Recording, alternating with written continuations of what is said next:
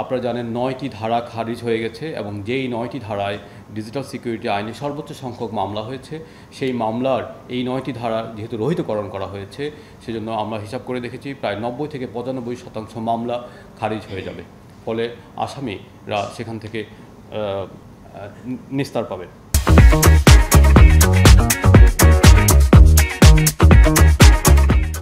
আমাদের এই সাইবার সুরক্ষা অধ্যাদেশ 2025 যেহেতু এটা অলরেডি 25 চলে এসছে, এর খসড়ার উল্লেখযোগ্য বৈশিষ্ট্যসমূহ আপনাদের সামনে আমি 1 মিনিটে বলার চেষ্টা করছি।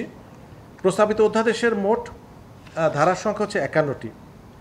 এই খসড়ার ধারা 2-এ কয়েকটি নতুন সংজ্ঞা সংযোজন করা হয়েছে, যেগুলো আমাদের পলিসি অ্যাডভাইজার মহোদয় একটু পরে আপনাদের সামনে ডিটেল উল্লেখ করবেন।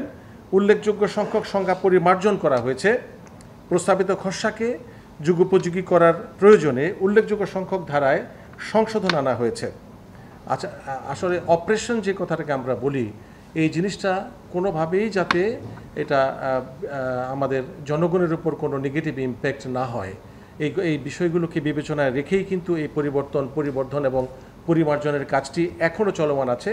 এবং আপনাদেরকে একটা কথা অন্তত আশ্বস্ত করতে চাই, এই সার্বিক বিষয়গুলোকে ইনকর্পোরেট করে এটা আবার চূড়ান্ত অনুমোদনের জন্য আমাদের হয়তো অল্প সময়ের মধ্যেই উপদেষ্টা পরিষদে উপস্থাপন করা হবে।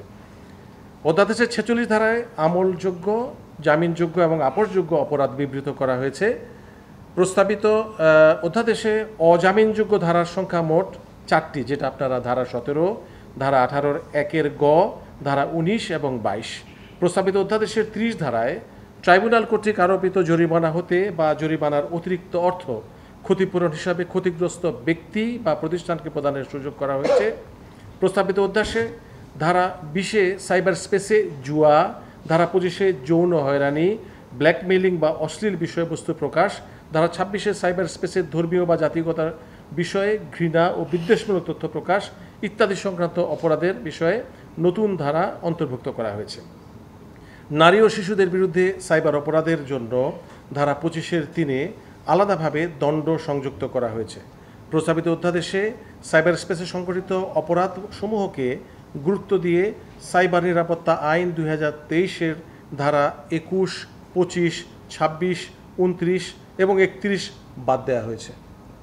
সুপ্রিয় বন্ধুগণ, আমাদের এই যে অধ্যাদেশটি আমরা একটু আগে বলেছি, আমাদের যেটাকে আমরা বলেছি সাইবার নিরাপত্তা আইন রহিতকরণ অধ্যাদেশ 2024, এটা চলে যাওয়ার পর যে ব্ল্যাঙ্ক স্পেসটি আছে, সেই স্পেসটিকে আসলে আমরা প্রোটেক্ট করার জন্য এই নতুন অধ্যাদেশটির কথা, এবং এই অধ্যাদেশটিও যাতে কোনোভাবে আগের অধ্যাদেশের আদলে কোনোভাবে মানুষ নিগৃহের শিকার না হয়, সেই বিষয়টি সার্বিকভাবে বিবেচনায় আনা হয়েছে।